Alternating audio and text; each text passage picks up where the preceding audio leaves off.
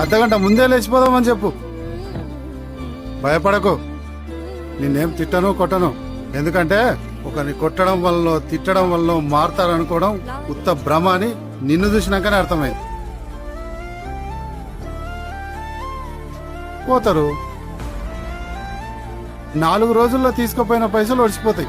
చిన్న రూము, టైంకి అనుకున్న పని దొరకక వాడేదో కూలి పని చేసుకుంటాడు. ఇద్దరే కదా, అవి సరిపోతాయి. తర్వాత రేపు పొద్దున్న పిల్లగాడో పుడతాడు. అప్పుడు ఖర్చులు, కష్టాలు, కయ్యాలు, అప్పుడు చాలా అవుతుంది అసలైన కథ. అనవసరంగా నిన్ను నమ్మొచ్చానని నువ్వు, ఈ సంసారం భరించలేనని వాడు నిన్ను నడి రోడ్డు మీద ఇడిసబెట్టిపోతాడు. అప్పుడు ఏడుకోతావు, మళ్ళీ ఏడికే కదా వచ్చేది. అటు ఇటుగా ప్రపంచంలో అన్ని కథలు ఇట్లనే ఉంటాయి. ఇక పక్కింటి చంద్రకళను చూసినావా? నమ్మినోడు నెలకే వదిలేసిపోతే వాళ్ళయ్య రానిచ్చింది. కానీ నేను శరమునోని రానియను. పోతే పో.